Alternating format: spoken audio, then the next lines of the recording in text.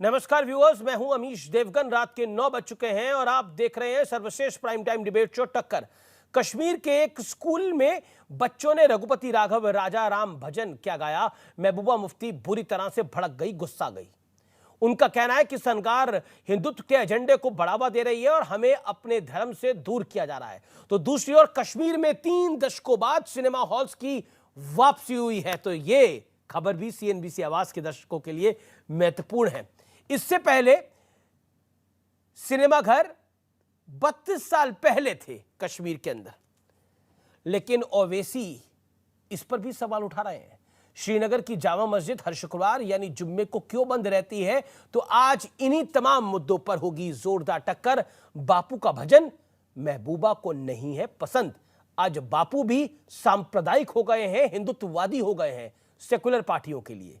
आज CNBC आवाज पर इसी पर करेंगे बड़ी चर्चा टक्कर के ट्यूसडे एडिशन में।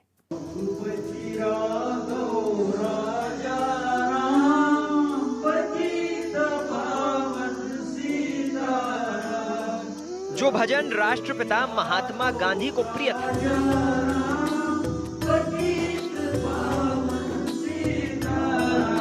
जिस भजन के एक एक शब्द में सद्भावना का सुर है, वो भजन रघुपति राघव राजा राम महबूबा मुफ्ती को खल रहा है। सबसे पहले वो भजन सुनिए जिसे कश्मीर के स्कूली बच्चे गा रहे हैं।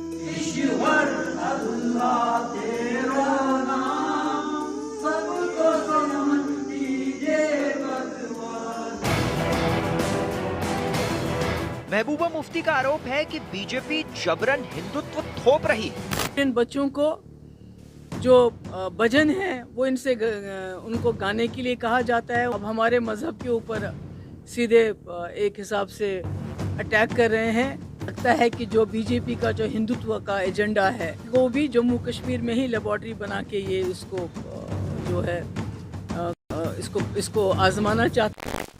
जम्मू कश्मीर में महबूबा मुफ्ती जी का समर्थन करने वाला कोई रहा नहीं, इसलिए एक जहर घोलकर राजनीतिक षड्यंत्र करने की कोशिश महबूबा मुफ्ती जी द्वारा हो रही है। दूसरी ओर कश्मीर में 32 साल बाद सिनेमा की वापसी हो गई।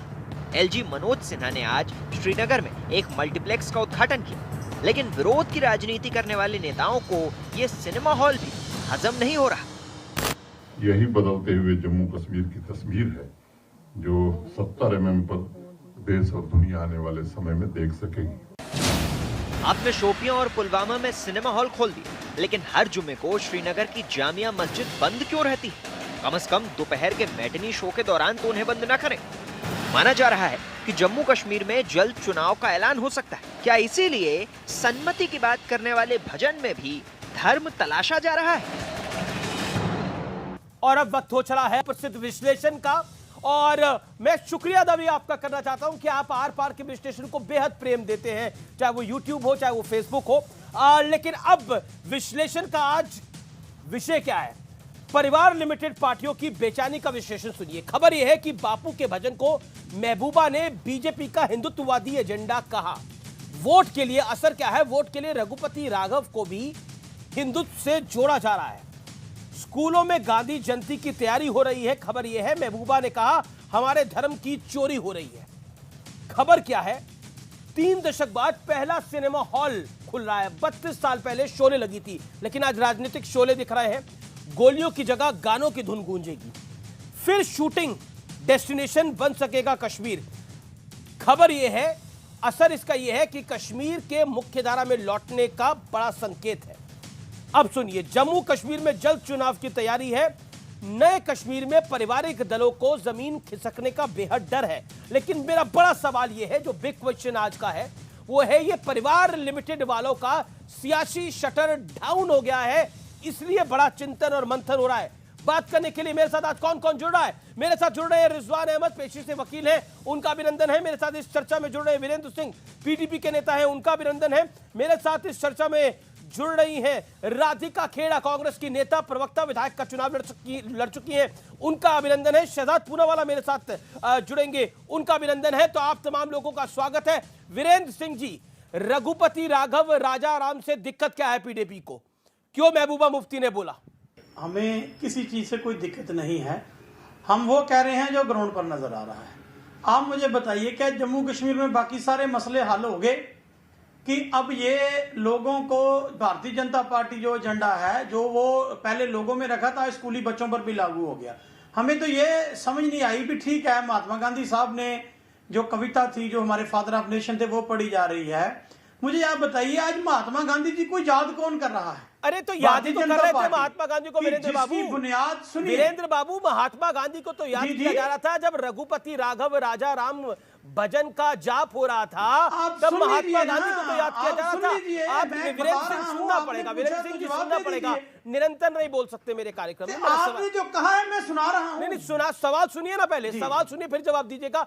30 सेकंड आपको मैं मौका दूंगा। मैंने तो सुना है, जो पूछा मैं वो बता रहा हूं। आप मुझे बताइए, महबूबा मुफ्ती ने क्यों कहा ये हिंदुत्व का एजेंडा है? मैं ये जानना चाह रहा हूं। रघुपति राघव राजा राम हिंदुत्व का एजेंडा कैसे है? अब मैं जवाब दूं? जी दीजिए। अब मैं फ्री हूं जवाब देने के लिए। जी बोलिए बोलिए।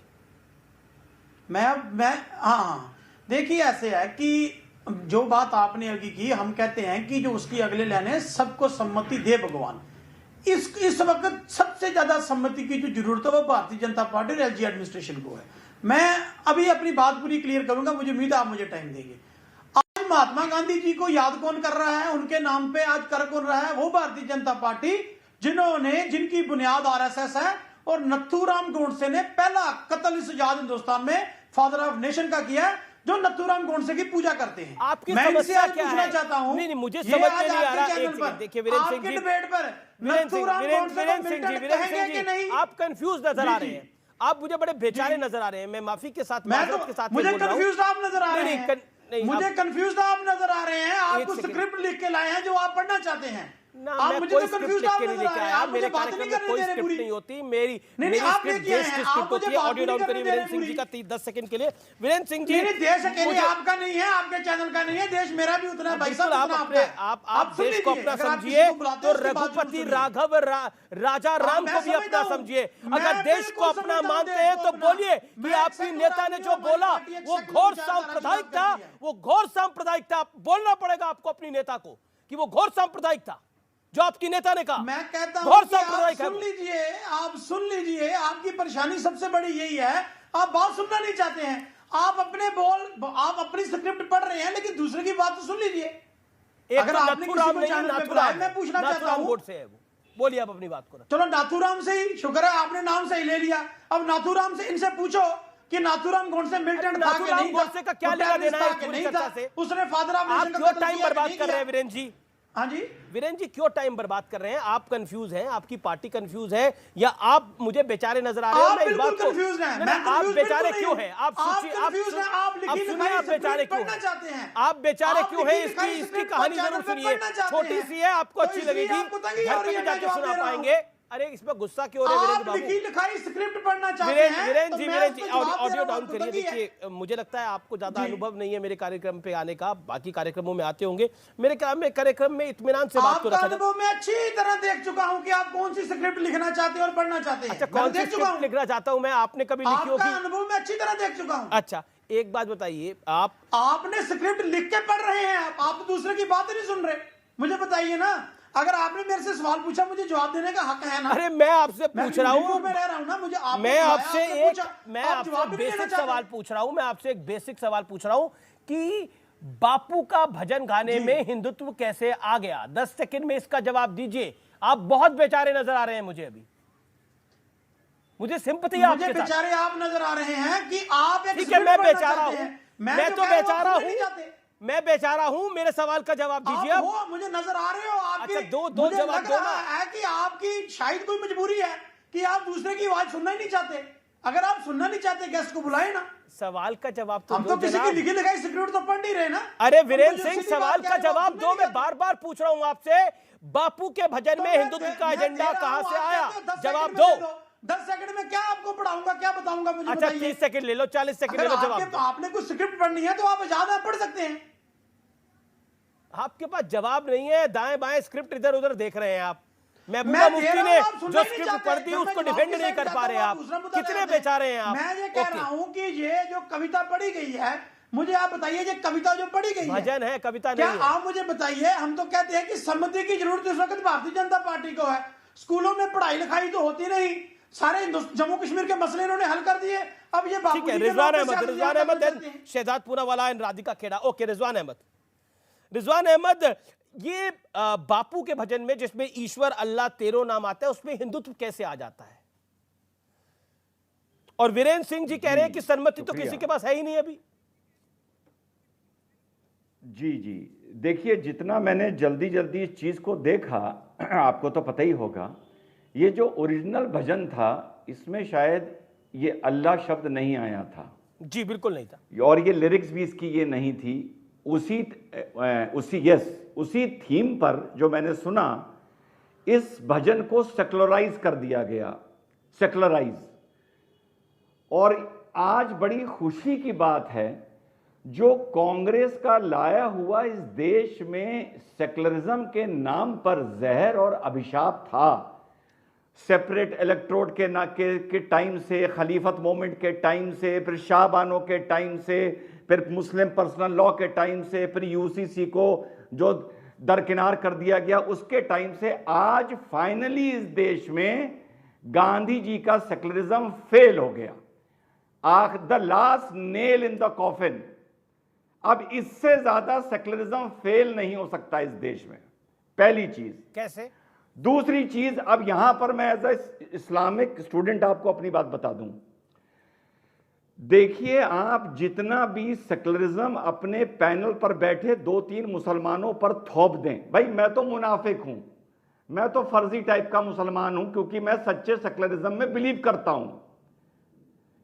कुरान शरीफ में 99 नाम हैं अल्लाह ताला के, 99। उसमें राम, कृष्ण, परमेश्वर, ईश्वर नहीं आता। देखो अमीश भाई, बात आपको बुरी लगेगी पर मोटा सा सच ये है, मुझे ईश्वर अल्लाह कहने में कोई प्रॉब्लम नहीं है। आप लोग मुझे बड़ा अच्छा मुसलमान मानते हो, हकीकत ये है कि मैं सच्चा मुसलमान नहीं हूं। अगर मैं सच्चा होऊंगा तो मैं भी इन्हीं की तरह भाषा बोलूंगा। सच्चा मुसलमान ईश्वर अल्लाह एक साथ नहीं बोल सकता। यह कड़वा सच है, मानना है मानो, नहीं मानना सेकुलरिज्म के नाम पर मेरी आवाज दबा दो। जी, मैं आसिफ सोहेल का रुख करता हूं। AIMIM के नेता हैं आसिफ सोहेल, क्या आपको लगता है कि ईश्वर अल्लाह तेरो नाम जो बापू का भजन है उसको भी हिंदुत्व का एजेंडा माना जाना चाहिए? और जो बात रिजवान अहमद कह रहे हैं क्या जायज है? आपको तो मल्टीप्लेक्स के खुलने में भी दिक्कत है। पहले तो मैं आपको, ठीक है, मैं तो पहले आपको क्लैरिटी दे रहा हूं, मैं AIMIM का नेता नहीं हूं, मैं एक सोशल एक्टिविस्ट हूं, पॉलिटिकल एनालिस्ट हूं। अपनी बात को रखिए। और रही बात इसके ऊपर, देखिए, इसमें गांधी जी के सिद्धांत मायने लगते हैं, नावल की वो भजन। देखिए, कोई नेशनल एंथम नहीं है, आप किसी को फोर्स नहीं कर सकते। किसको जो पढ़ना चाह रहा है तो पढ़ने दीजिए, पर इस्लाम इसकी इजाजत नहीं देते। देखिए, मैं वही बोल रहा हूँ ना, बच्चों को स्कूल के अंदर आप मैंडेटरी नहीं कर सकते। नेशनल एंथम अगर नहीं पढ़ेंगे तो उसके ऊपर आप बोलो, वो चीज बात गलत है। ये भारत का कोई गीत नहीं है, राष्ट्र गीत नहीं है, उसके ऊपर हम इतना बड़ा एक बड़ा एजेंडा बनाकर इसके ऊपर।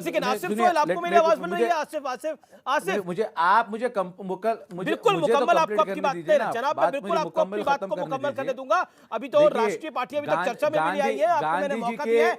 एक सेकंड, आपने बोला इसको कंपल्सरी नहीं कर सकते, इसको किसी को थोप नहीं सकते।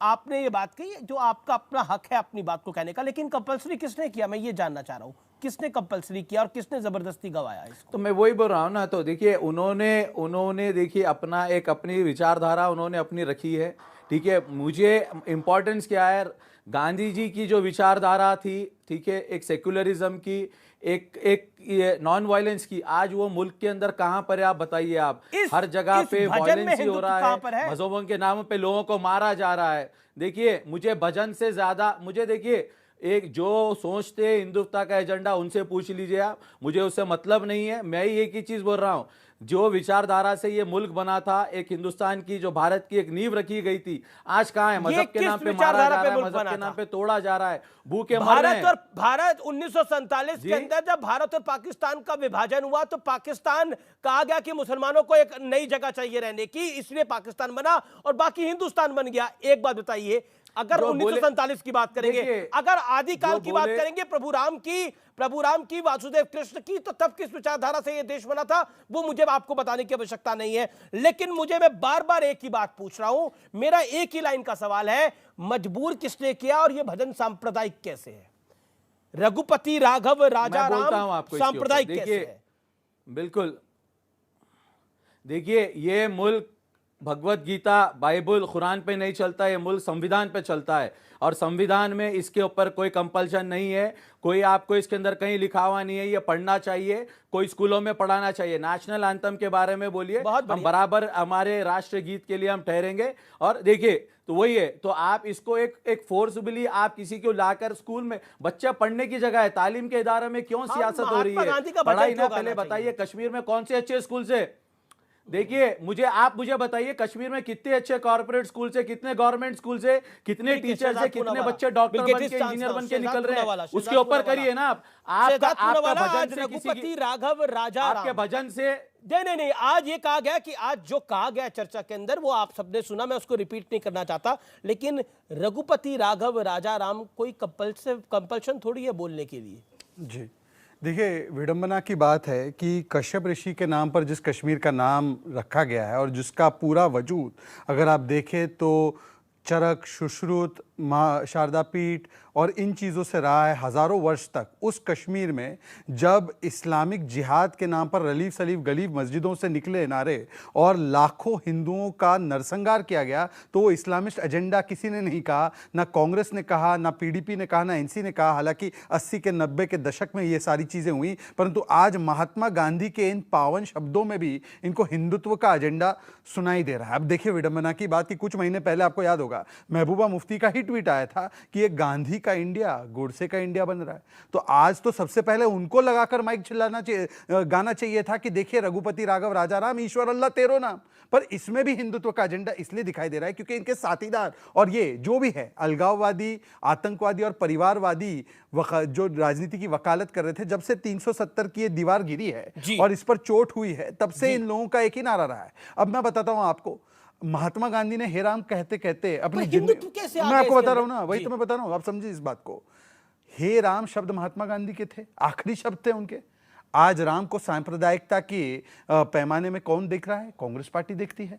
गौ रक्षा महात्मा गांधी का एक बहुत बड़ा अभियान था। आज गौ रक्षा को सांप्रदायिक कौन कहता है? कांग्रेस पार्टी जो साथी है पीडीपी की।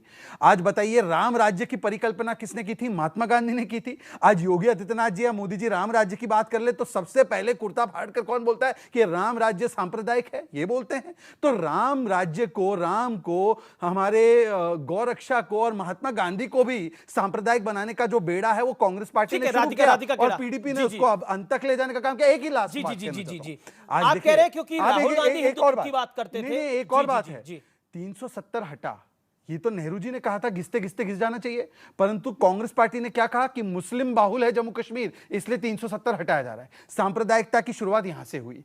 आज जब महिलाओं को और वाल्मीकि समाज के लोगों को, वैसे तो दलितों का पूरे देश में भ्रमण करते हैं और कहते हैं दलित लाइव्स मैटर, वाल्मीकि समाज को पहली बार अधिकार मिला तो इसको हिंदुत्व एजेंडा कौन कहता है? ये राधिका खेड़ा की पार्टी। राधिका खेड़ा, बीजेपी कह रही है congratulations to you, Rahul Gandhi ने जो हिंदुत्व की बात को छेड़ा उसको महबूबा मुफ्ती ने पकड़ लिया। आज महात्मा गांधी का भजन भी हिंदुत्व की श्रेणी में आ जाता है। अमीश जी, मुंह में राम और दिल में नत्थू राम रखने वाले आज बड़े बड़े ज्ञान दे रहे हैं। नत्थू राम की जय जयकार करने वाले को जो सांसद बनाते हैं और प्रधानमंत्री जी सिर्फ उनको दिल से माफ नहीं करते हैं। रघुपति राघव राजा राम गाने से आप ना हिंदू धर्म की रक्षा कर रहे हैं, ना महात्मा गांधी जी का सम्मान कर रहे हैं। क्योंकि जब देश के राष्ट्रपिता को जिस आदमी ने मारा, उसके लिए जय जयकार जो सांसद लगाती है, उसको आप टिकट देते हैं, सांसद बनाते हैं और सिर्फ मैं दिल से कभी माफ नहीं कर पाऊंगा, सिर्फ इतना होता है। आपने धारा 370 हटा दी, क्या हुआ उसके बाद?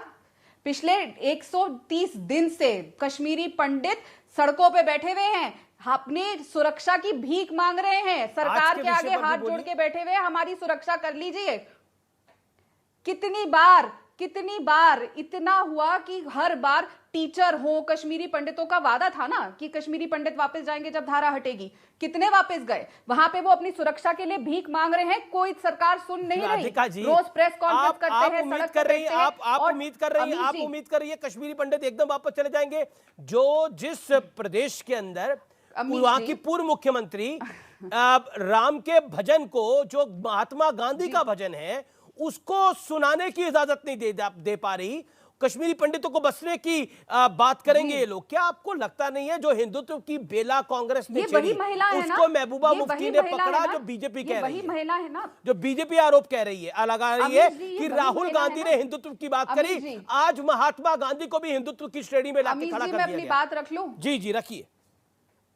अमीश जी जी, जब ये वही महबूबा मुफ्ती है ना जिनके साथ भाजपा ने हाल ही में पिछली बार सरकार बनाई थी, वही जब इनके पिताजी धन्यवाद दे रहे थे स्टेज से पाकिस्तान को कि धन्यवाद आपने हमारे यहाँ पे चुनाव करने दिए, और उसके बाद मोदी जी ने उनको गले लगाया था, ये वही लोग हैं ना आज इनको चुभ रहे हैं। ये दोनों मिलके यही काम करते हैं, चाहे मुफ्ती साहिबा हो, चाहे प्रधानमंत्री नरेंद्र मोदी जी और उनकी भाजपा हो। देश को बांटने का काम ये हमेशा से करते आए हैं। देश को बांटा जा रहा है, धर्म को ले आएंगे, कभी जात को ले आएंगे, लेकिन ये नहीं बात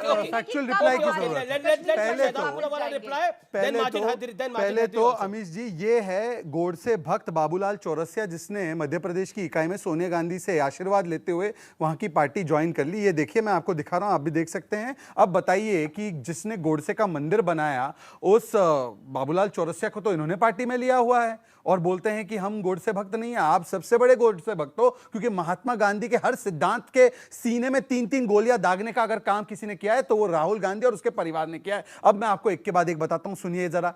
आप कह रहे हैं कश्मीरी पंडितों का, अरे कश्मीरी पंडितों पे एक फिल्म, अरे सुन लीजिए आप राधिका जी, कृपया, मैंने आपके बीच में नहीं बोला, एक एक करके बात रखेंगे। आपके तर्कों में अगर ताकत है तो चिल्लाने की और हस्तक्षेप करने की जरूरत नहीं है।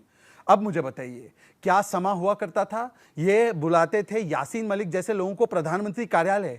मनमोहन सिंह के जमाने एक पैनल बनाए कि मिलिटेंसी कैसे कम हो, उसमें डायलॉग में किसको रखा था? यासीन मलिक को रखा था। आज वो यासीन मलिक कन्विक्ट हुआ है, मैं हिम्मत कर दे कांग्रेस पार्टी उसको आतंकवादी बुलाने का, या पीडीपी से पूछ लीजिए आतंकवादी मानते तो नहीं मानते। ये कहते पीडीपी हमारे साथ, हमने तो पीडीपी को लात मारकर भगाया, पर गुप्तकाल में किसने अलायंस किया डीडीसी चुनाव में उनके साथ? आपके लोगों ने किया। आपने क्यों अलायंस कर लिया? आपकी तो सरकार पीडीपी के साथ चली है। बोलिए कि आगे जाकर हम कभी भी पीडीपी के साथ सरकार नहीं बनाएंगे। नहीं, सुन लीजिए ना, अब सुन लीजिए ना, अब सुन लीजिए। राधिका जी सुन तो लीजिए। राधिका जी ने कहा, नहीं, राधिका जी सुन तो लीजिए, राधिका जी सुन तो लीजिए। आज पहली बार, ना आधा सच नहीं है, पूरा सच है, आपका संपूर्ण सच है, और संपूर्ण विश्लेषण भी हो रहा है, और आपका संपूर्ण पर्दाफाश भी हो रहा है। सुन लीजिए, आज 370 हटने के बाद, सुनिए, नहीं, राधिका जी बीच में व्यवधान नहीं, अमीश जी बीच में व्यवधान नहीं, जनता सुन रही है। 10 सेकंड अपनी बात को रखिए, फिर आप रखिएगा अपनी बात। 370 की दीवार हटी, पत्थरबाजी 90% से ज्यादा कम हुई, आतंकवाद में आधा गिरावट आ गया है, 50% कम हो चुका है। पर 370 का हटने का विरोध किसने किया? दिग्विजय सिंह, जो भारत जोड़ो यात्रा में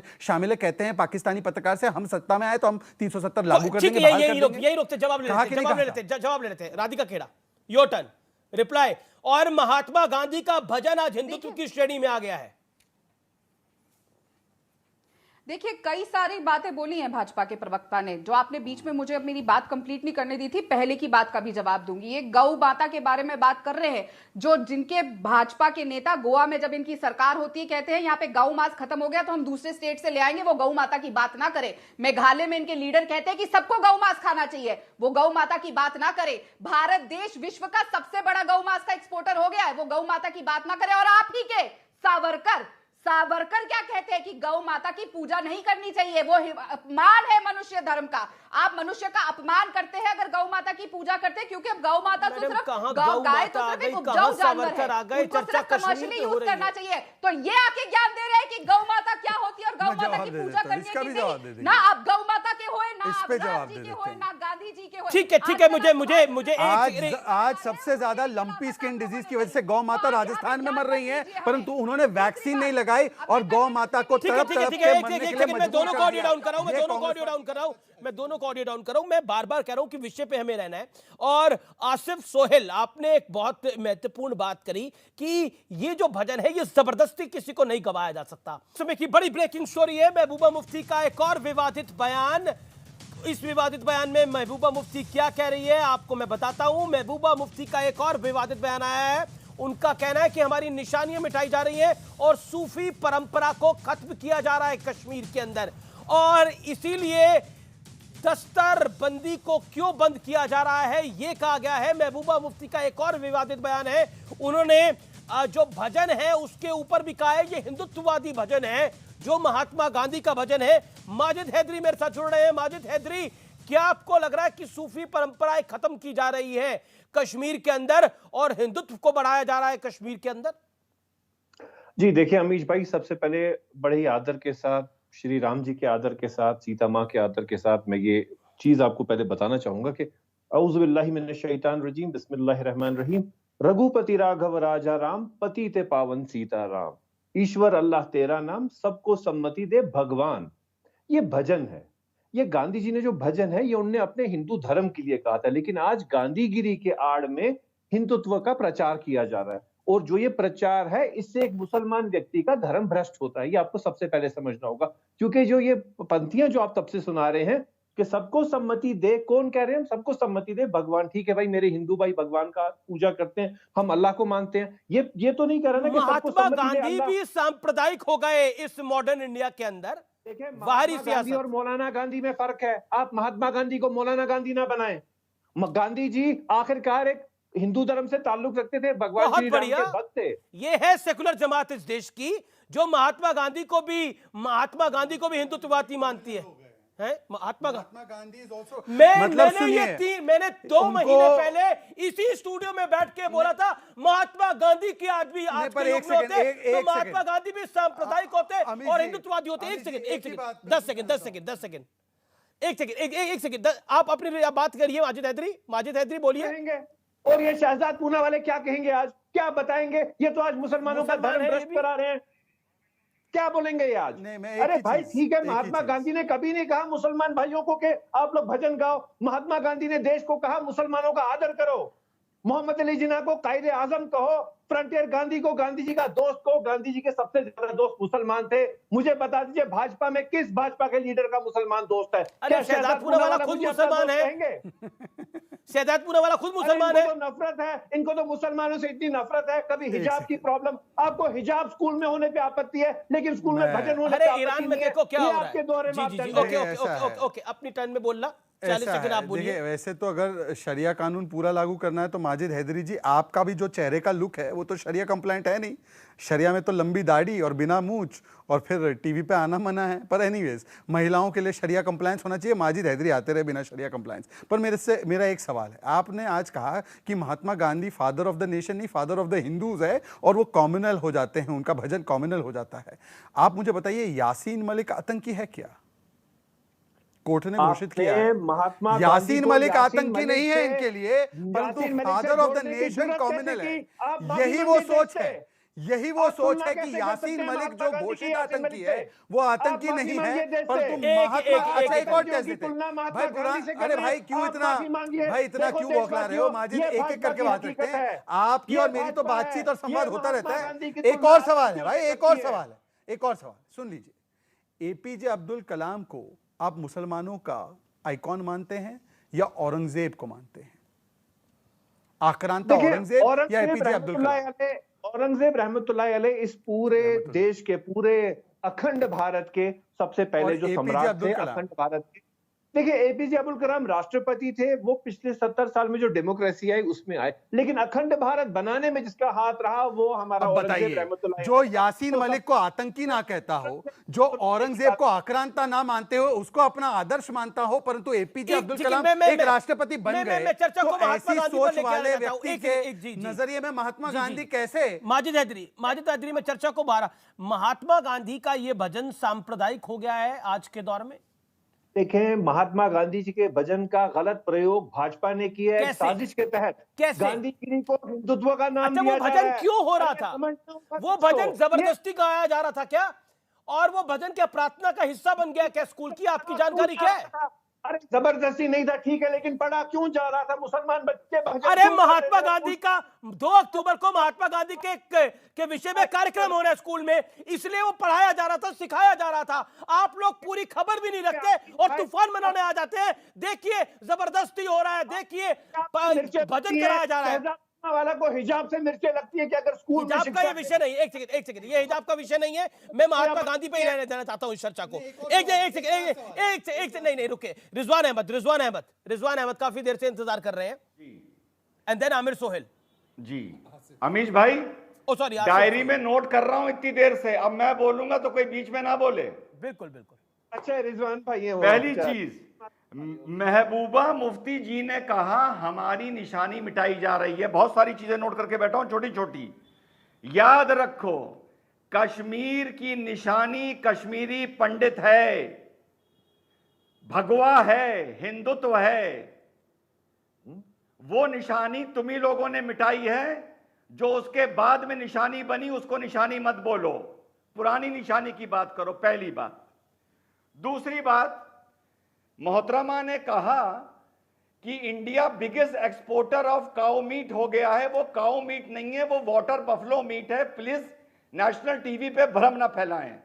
तीसरी बात, लोगों ने कहा कि 370 हटने के बाद क्या हो गया। घर से अगर हम 1 महीने के लिए दूर रहते हैं तो सफाई करने में 1 दिन लग जाता है।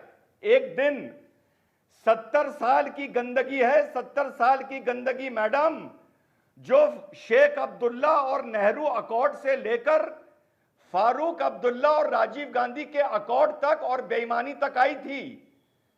70 साल की गंदगी को साफ करने में 17 साल लगेंगे, सब्र करिए। आप महात्मा गांधी की विचारधारा को और आखिरी बात, वापस लीजिए, आप माफी मांगिए। आप गांधी जी की और विचारधारा आखिरी बात सुन लीजिए ना, 30 सेकंड सुन लीजिए। अरे कश्मीर की विचारधारा को बात कर रहा हूं, कश्मीर की। ड्रामा ना करो, यहाँ ड्रामा ना करो। मैं नहीं बोला था तुम्हारे बीच में, मैं तुम्हारे बीच में नहीं बोला था। और आखिरी बात,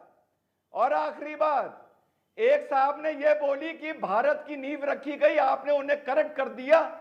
भारत की नींव 7000 साल पहले रखी गई थी, जब एक पहला मुसलमान हिंदुस्तान आया भी नहीं था। और आखिरी बात खत्म करने से पहले, जहां तक बात है जामा मस्जिद का ताला खोलने की, बिल्कुल खुलना चाहिए, लेकिन जुमे के दिन पत्थर चलाने की आदत छोड़ दो। जामा मस्जिद का ताला 6 महीने में खुल जाएगा। ओके। आसिफ सोहेल कुछ कहना चाहते हैं। आसिफ सोहेल, रिजवान की बात का जवाब। देखिए, जवाब तो मैंने आपको पहले ही बता दिया। कश्मीर के हालात क्या है ना, इंफ्रास्ट्रक्चर वहां पर आप देखिए कितना तबाह हो चुका है, लोग परेशान हैं, वहां पर लोगों को खाना नहीं है। देखिए, भजन को आप देखिए सेकेंडरी है, प्राइमरी देखिए आप जो है उसको ऊपर देखिए, भजन से किसी का पेट नहीं भर रहा है ना। देखिए, भजन पढ़ने से पेट नहीं पढ़ रहा है, भजन नहीं पढ़े तो भी ना उनको तालीम मिलने वाली है। देखिए, वो एक महबूबा मुफ्ती ने अपना स्टेटमेंट दिया है, उनको गलत दिखा, उन्होंने दिया होगा, ठीक है, मैं ये नहीं मानता हूं। देखिए, मैंने आपको बोला है नेशनल एंथम की होगी बात तो मैं बराबर बोलूंगा उसके ऊपर, क्यों ये मुल्क संविधान पे चलता है। संविधान में 2 अक्टूबर को महात्मा गांधी का कार्यक्रम है, वहां पर अगर बच्चे ईश्वर अल्लाह तेरो नाम अगर भजन कर लेंगे तो समस्या हो जाएगी, वो भजन सांप्रदायिक हो जाएगा। देखिए, मैंने आपको देखिए रिजवान भाई ने आपको क्लियर बता दिया है कि दीन इसकी इजाजत नहीं देता है। आप जबरदस्ती ये चीज को आप मत वो करिए, जिसको पढ़ना है वो पढ़ेगा, जो पढ़ना। ओके, रिजवान भाई ने कब बोली ये बात, दीन इसकी इजाजत नहीं देता है? Okay, Rizwan Ahmed respond to this. जी बिल्कुल, अरे बिल्कुल सही बोला, लेकिन आधी बात मेरी कोट करी। मैंने कहा था कि असली मुसलमान को दीन इजाजत नहीं देता, लेकिन यह भी कहा था कि असली मुसलमान फिर सेकुलर नहीं हो सकता। तो सेकुलरिज्म का जो मखौटा पहन रखा है पहले वो उतारिए, उसके बाद रिजवान की बात को मानिए। आधी बात रिजवान की कोट ना करिए, पूरी बात कोट करिए। अमीश भाई 30 सेकंड दे दें। ओके, माजिद हैदरी, आपसे बड़ा मुसलमान मुल्क में है कौन रिजवान भाई? बताओ, आप तो पक्के मुसलमान हो यार, आप तो सेकुलर मुसलमान हो, आप सभी आप ही हो ना रिजवान भाई? ना मैं मुनाफिक हूँ। अरे मैं तो आप बोलते हो, नहीं हूँ, मैं मुनाफिक आप बोलते हो बात। अरे मैं फर्जी हूँ, असली तो तुम लोग हो, असली तो तुम लोग हो जो कभी भी सेकुलर नहीं हो सकते। अल्लाह दुआ तुम कभी करता भी हूँ, सेकुलर नहीं हो दुआ सकते। करता हूँ तुम अल्लाह आपको नाटक नेक करते हिदायत हो, दे, तुम नाटक करते आपको हो अल्लाह भाई। नेक हिदायत दे और तौफीक दे, इसकी दुआ करता हूँ मैं। रिजवान भाई आपको अल्लाह नेक तौफीक और हिदायत दे, इतना ही बोल सकता हूँ मैं, समझे आप? अमीश भाई सेकंड, वारिस पठान ने बोल दिया था गणपति बप्पा मौर्य, तो उससे माफी मंगवाई गई थी, माफी। अरे तुम क्या सेकुलर हो गए यार, तुम 7 जन्म सेकुलर नहीं हो सकते।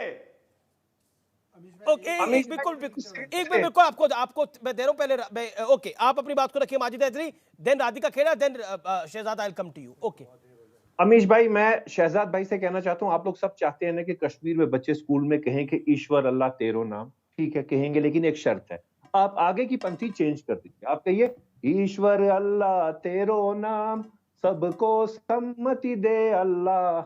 आप अल्लाह आगे कर दीजिए, मामला सिंपल, वेरी सिंपल, क्योंकि तब तक भजन है, जब आप इसमें करते हैं कि सबको सम्मति दे अल्लाह, तो अल्लाह का नाम आ गया, तो भजन का मामला कंट्रोवर्सी खत्म। शहजाद आप फैसला कीजिए, इस मंच पे फैसला हो जाए, बताइए। देखिए, चलिए बहुत अब उन्होंने कहा कि मैं ईश्वर अल्लाह तेरो नाम, महात्मा गांधी का भजन बदलने को बोल रहे हैं, तब गाऊंगा अगर लास्ट का शब्द अल्लाह होगा भगवान के बदले।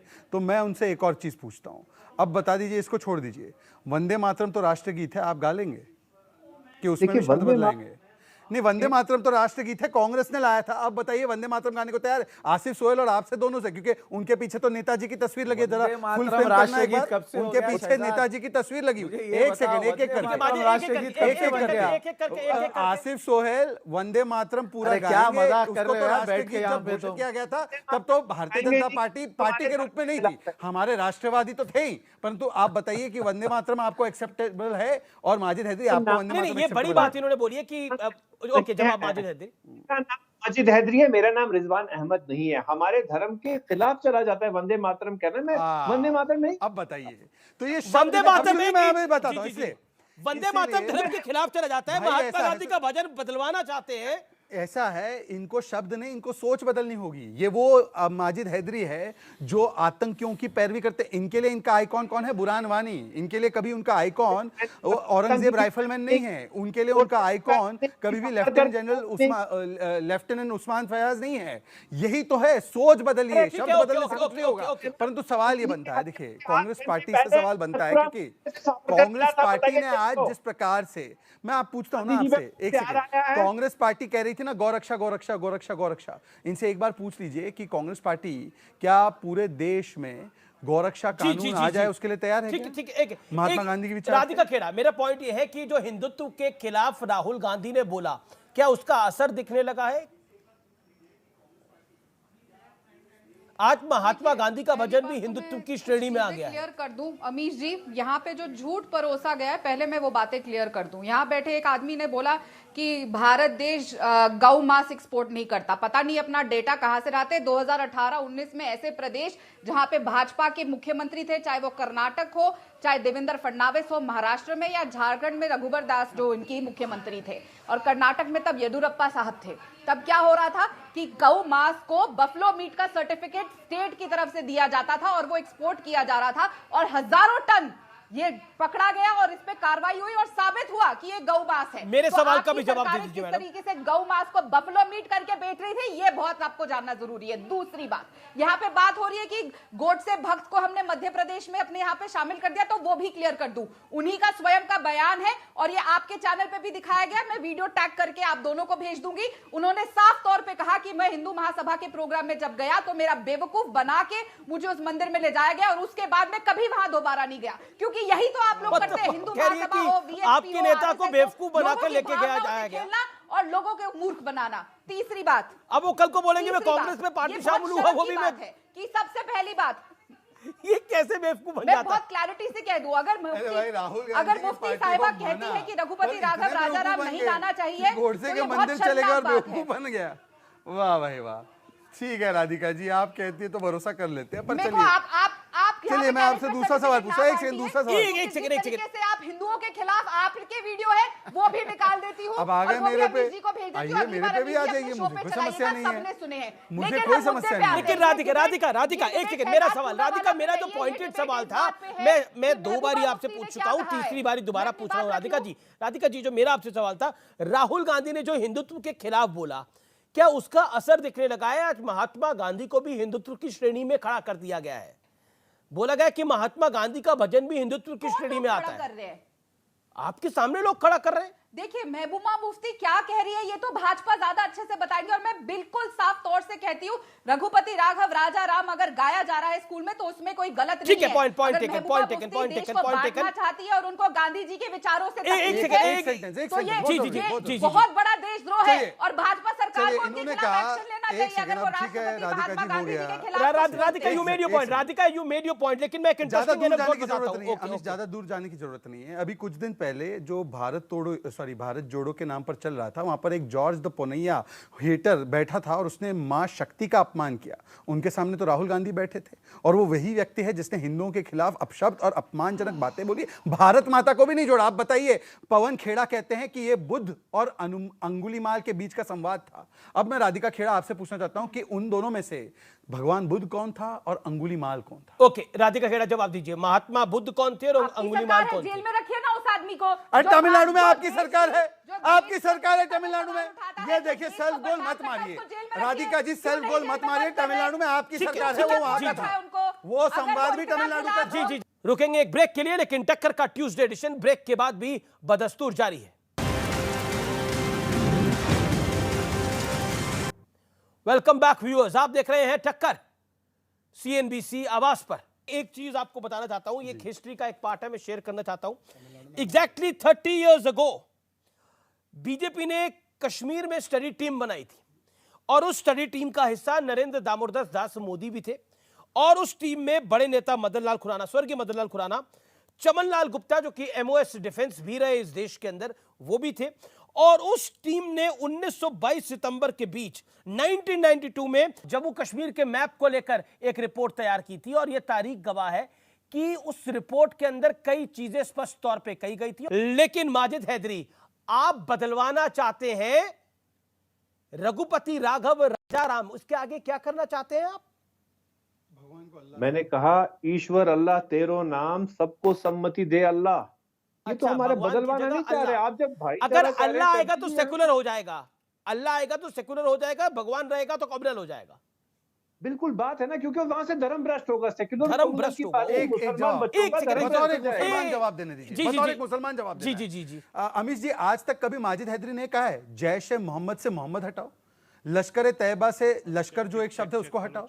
कभी इन्होंने कोई आतंकवादी जो पैगंबर मोहम्मद साहब का या इस्लाम का नाम इस्तेमाल करता है, कभी इसने ये नहीं कहा कि इनका नाम इस्लाम से हटाओ? परंतु आज इनकी मानसिकता देखिए कि जो महात्मा गांधी का पावर सेंटिमेंट और शब्द है, उसमें वहां पर उसको भगवान सांप्रदायिक लग रहा है, और अल्लाह अगर डालेंगे तो सेकुलर लगेगा। दूसरी बात देखिए, कानून में भी होती है। आपने कितने कानून बदल दिए, कितने अमेंडमेंट किए अम्बेडकर के कानून की। अब मैं एक अमेंडमेंट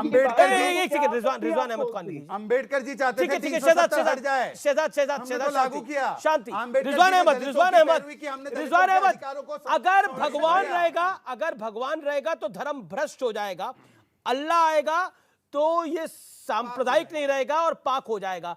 क्या आपको लगता है इससे बड़ा एग्जाम्पल कोई मिल सकता है? अमीश भाई, आज आपके प्रोग्राम में सेकुलरिज्म का जो अर्थ है वो इतना नीचे गिरा है, इतना नीचे गिरा है कि आज का ये प्रोग्राम एक टर्निंग पॉइंट हो सकता है कि मुसलमान के दिल में आखिर है क्या, कितनी नफरत है, कितना जहर है, और सेकुलरिज्म को मुसलमान कैसे परिभाषित करता है। यह आपका प्रोग्राम एक मील का पत्थर हो सकता है। आज सेकुलरिज्म को इस तरह से उसका गला घोटा गया है माजिद हैदरी द्वारा, और जो हमारे साथ में भाई बैठे हुए हैं। पहली चीज, और अगर तुम लोगों को इस देश में आज अमीश भाई अगर अमेंडमेंट करना है तो संविधान के प्रेम्बल से सबसे पहले सेकुलर शब्द को हटाओ। बीच बड़ी खबर आ रही है, बीजेपी के प्रवक्ता नेता संबित पात्रा ने एक ट्वीट किया है अब से कुछ मिनट पहले एक बड़ा ट्वीट किया है जिसमें उन्होंने राहुल गांधी पर बड़ा वार किया है। बीजेपी के नॉर्थ ईस्ट स्टेट्स के प्रभारी भी हैं डॉक्टर संबित पात्रा। जब धार्मिक आधार पर वोट का हिसाब किया जाता है तब वो तुष्टीकरण कहलाता है। एक तस्वीर ट्वीट करी है, मैं आपको बता देता हूं, एक तस्वीर ट्वीट करी है जिसमें एक बच्ची हिजाब डाल के घूम रही है राहुल गांधी के साथ, छोटी बच्ची। इसके क्या मायने हैं, मैं सीधा रुख करता हूं आपका शहजाद पूनावाला, क्या कहना चाह रही है भारतीय जनता पार्टी? ये तस्वीर उस समय डाली जा रही है जब मासा अमीनी और ऐसी करोड़ों महिलाएं और खास करके मुस्लिम महिलाएं किताब को हिजाब के ऊपर रखने की लड़ाई लड़ रही है। और ये वही कांग्रेस पार्टी है जिसने, राजीव गांधी का डीएनए भी वही था, शाहबानू के मामले में कट्टरपंथियों के सामने नतमस्तक हो गए थे।